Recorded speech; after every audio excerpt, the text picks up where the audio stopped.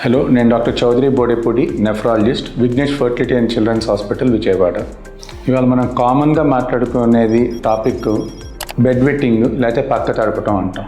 ఇది చాలా ఎక్కువగానే ఉంటుంది, కానీ దాదాపు 5% పిల్లల్లో చూస్తాం. కానీ దీనికి ట్రీట్మెంట్ అనేది మనం ఎవరూ తీసుకోవట్లేదు, ఎందుకంటే చెప్పడానికి మొహమాటం కావచ్చు, ఏదైనా అవ్వచ్చు. ట్రీట్ చేయకపోవటం వల్ల కూడా కొన్ని కాంప్లికేషన్స్ ఉంటాయి. దీని ప్రధాన కారణాలు మనం చూసుకుంటే, ఒకటేంటంటే డెవలప్మెంటల్ డిలే, వాళ్ళకి ఎదుగుదలలో కొంచెం లోపం రావటం, జన్యుపరమైన తేడాలు, వాళ్ళ అమ్మా నాన్నల్లోనో బాబాయిల్లోనో పిన్నమ్మల్లోనో అలా ఉండటం అయి ఉండొచ్చు.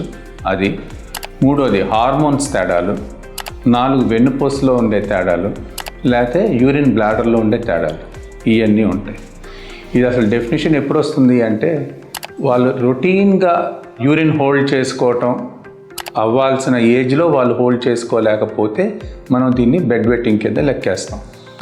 సో వాళ్ళు ఏ ఏజ్లో అవసరం అవుతుందో ఆ ఏజ్లో సరైన డాక్టర్ని కన్సల్ట్ చేస్తే, ప్రిఫరబుల్లీ ఒక కిడ్నీ డాక్టర్ని కానీ, లేకపోతే దాంట్లో ఎక్స్పీరియన్స్ ఉన్న పిల్లల డాక్టర్ని కానీ, ఇలాంటివి చూసుకొని మనం కంట్రోల్ చేసుకోవచ్చు.